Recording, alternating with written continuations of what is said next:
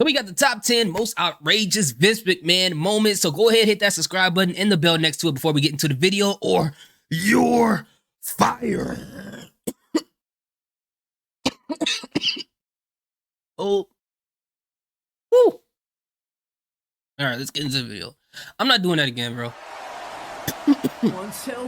I almost drowned on land, dude. That's Whether crazy. it's through his real life or on-screen antics, Vince McMahon will always be one of wrestling's most controversial men. He's been involved in so many crazy segments and matches over the years, but today we've narrowed it down as we look at 10 outrageous Vince McMahon moments on WWE TV. Before we start the list, let's run through some honorable mentions. McMahon has been no stranger to getting down and dancing over the years, but he was at his best during the 1987 Sammy Awards, performing Stand Back, where he was accompanied by choreographed dancers and numerous wrestlers playing instruments. I never will be just an ordinary guy. Finally have to say, stand back, stand back. One of the most legendary moments in Raw history occurred in October 1998 when McMahon lay in a hospital bed after having his ankle broken by The Undertaker and Kane the previous week. It led to the debut of Mr. Socko and Stone Cold Steve Austin coming in, raining down shots on Vince's injured ankle before smashing a bedpan over the boss's head. When Steve grabbed the bedpan, Steve just grabbed shit that was near him and hit Vince with the bedpan and about killed him. I don't think it's gonna hurt that much, but this fucking thing is thick. Of course, when it's showtime, he was on Pat McAfee. I didn't see that episode.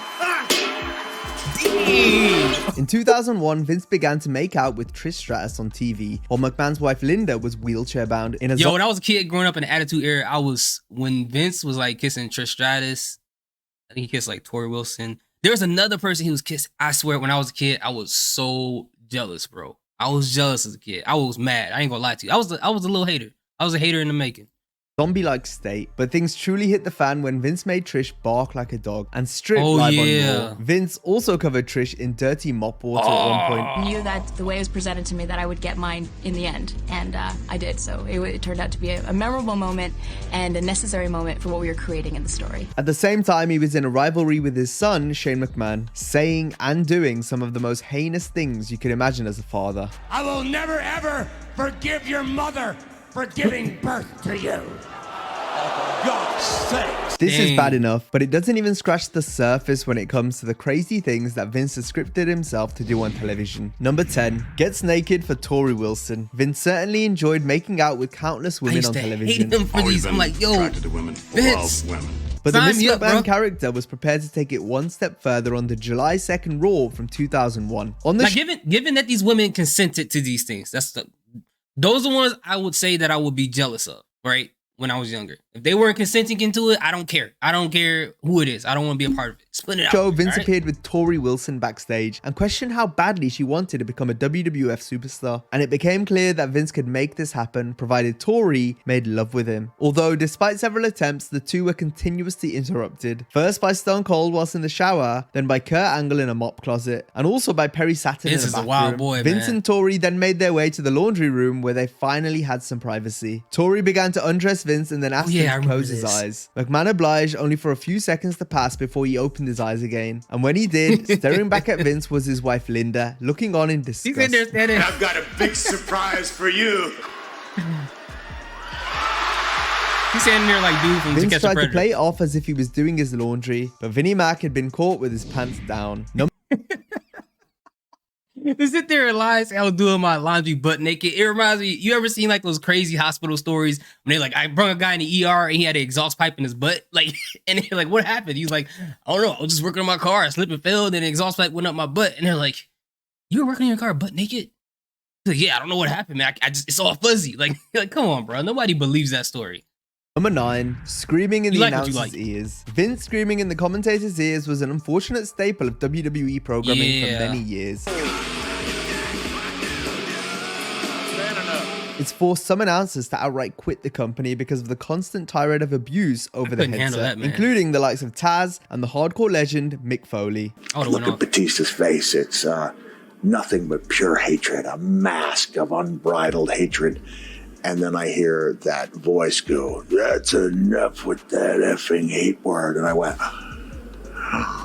I'm not used to being treated like this, right? If that was part of the job, I didn't want any part of it. Renee Paquette cited a specific moment when she knew she was done with the WWE after Vince screamed in her ear. The Gypsy King, Tyson Fury, throwed a package, and he's in my ear and goes, "You fucking ruined it!" What? Screaming at me, telling me that I've ruined That's this crazy. segment because I did not refer to Tyson Fury as the lineal champion. At that point, I knew that I was kind of like, I am out of here, man. Since Vince has stepped away from creative duties, the commentary on WWE has improved significantly, with Michael Cole especially being given a new lease of life, I as agree. Cole had previously been the worst victim when it came to McMahon yelling at the announce team. Hey, Vince, you want me to say that every time? Because I said it a shitload of times tonight.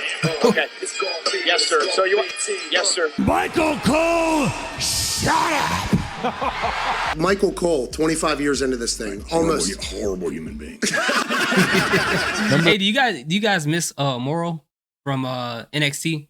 Let me know in the comments section. Also, I wonder how many times that Dean Ambrose at the time, Moxley now, he considered like, yo, I'm gonna go up there and put my hands on Vince McMahon. I gotta give him at least 3 dirty deeds for talking to my girl like that. Like, as a man and having someone that you're in a relationship with and their boss talking to them like that, I'm sure even if you don't act on it, it has to come across your brain at least once.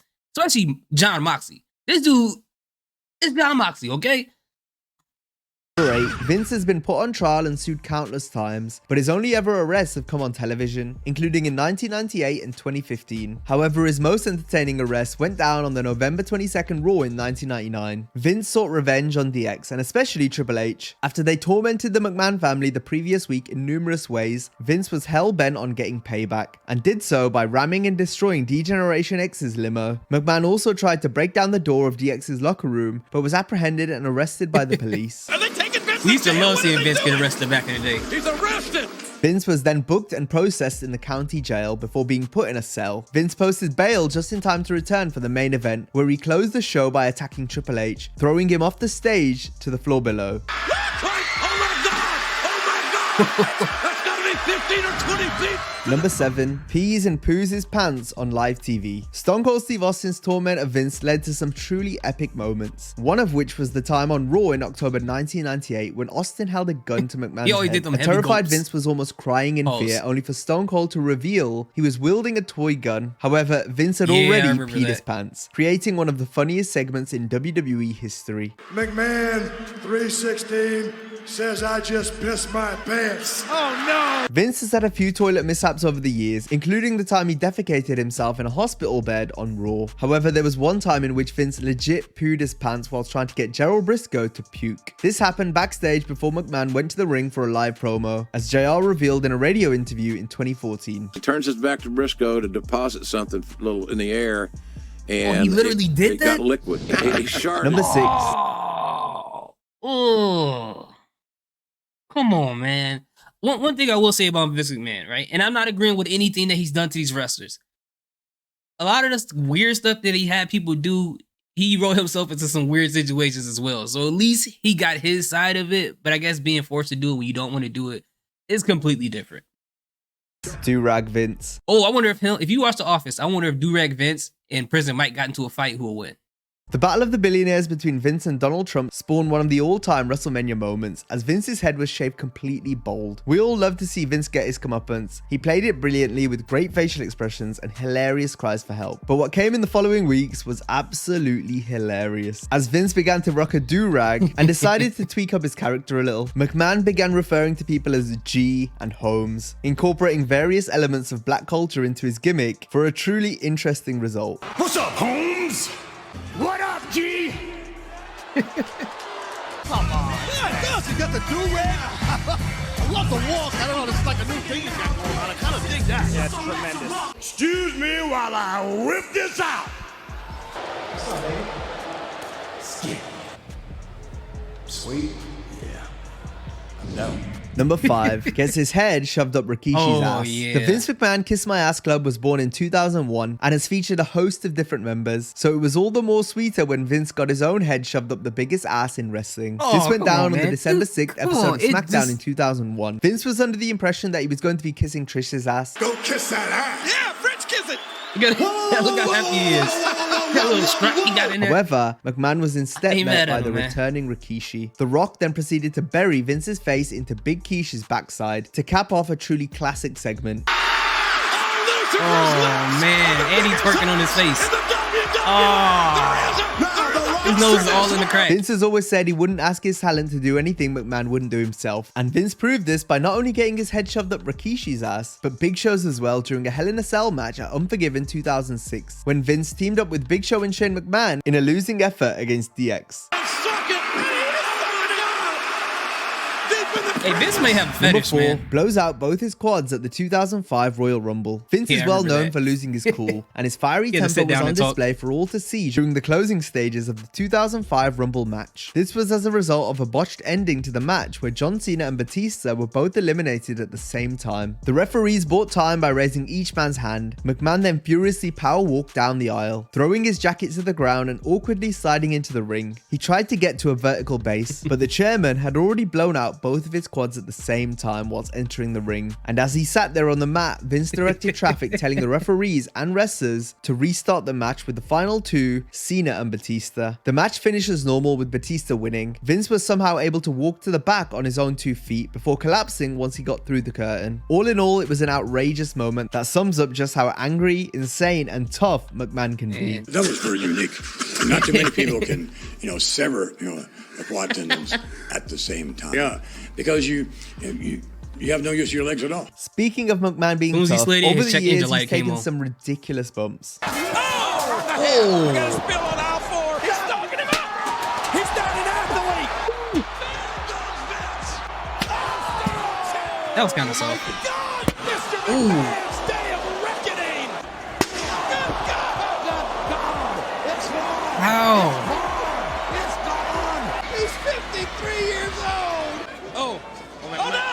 Oh God. 20 feet off the floor. No. He may be dead. There goes the floor. Oh my God. Coast to coast. Degeneration. Oh my God. He took some bumps, man. But he's still breathing.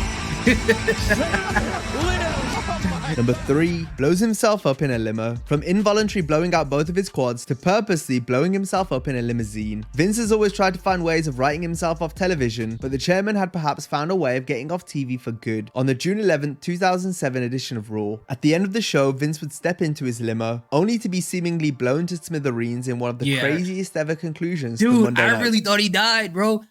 So there's 4 moments that I think somebody actually died. When this happened, when Big Boss Man was hanging at inside of the Hell in a Cell in his match against Undertaker, the time that Mankind got thrown off the top of the Hell in a Cell, and when the Green Ranger jumped into a Megazord and started putting hands and feet on the Power Ranger. I thought they were gonna die in that episode. So these are the 4 moments. As I go through these videos, I started to remember more moments as a kid that I thought people actually died. Raw.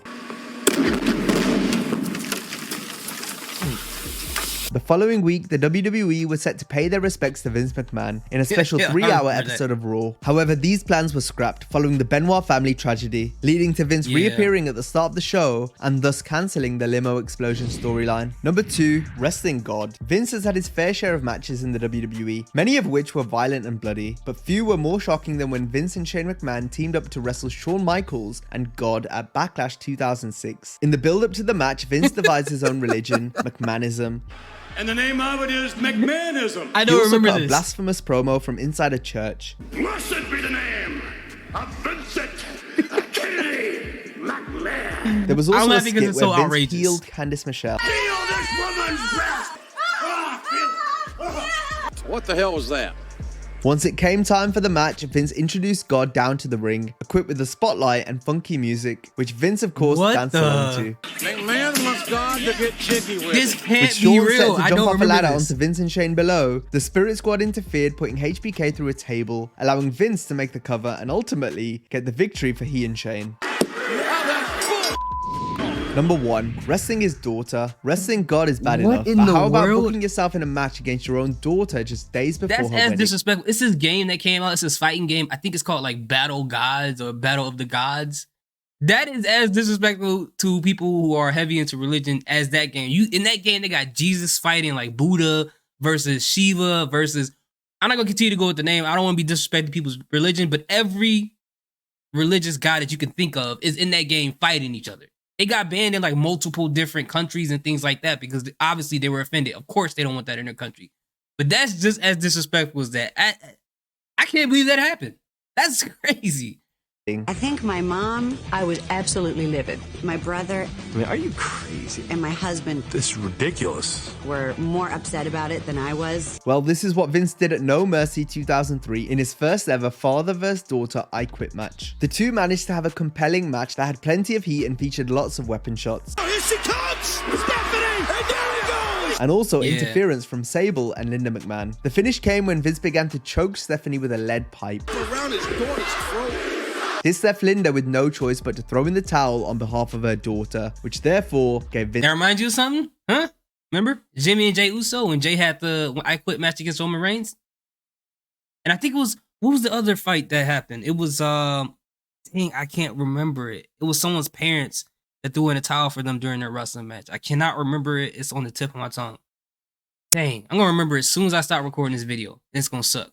Vince the win. After the bell, Vince pie-faced Linda to the ground, closing out one of WWE's most surreal matches. Vince McMahon is loved and hated by many through his on-screen and off-screen controversies. He remains perhaps wrestling's most polarizing figure. I've never thought that my dad's gone too far on television.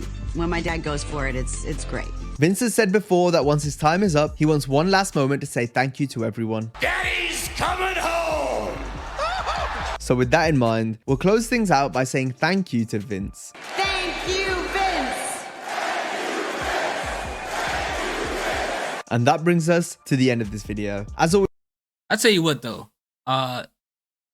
putting things to the side of what he possibly did to people outside of, you know, kayfabe, like, you know, whether the sexual, charges are true, if there are even any charges. I didn't look much into it.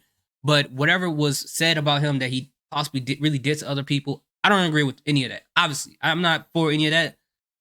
But growing up, watching Vince McMahon, he was a big part of the entertainment when it came to the Attitude Era, whether it be him versus like Stone Cold Steve Austin, him versus The Rock, or taking Stone Cold Steve Austin under his wing and joining forces. Whatever it was, he was always the center of that entertainment. So, I mean, regardless of what you think of him creatively now, back then, outside of the crazy stuff that cannot be shown today, he had a lot of entertainment moments growing up. And watching him get mutilated, watching him get embarrassed, watching him get beat up and stuff like that was a big, fun part of my childhood as far as watching wrestling. So, yeah, so salute to him for just that part of it. Everything else, I don't know. I didn't look much into it.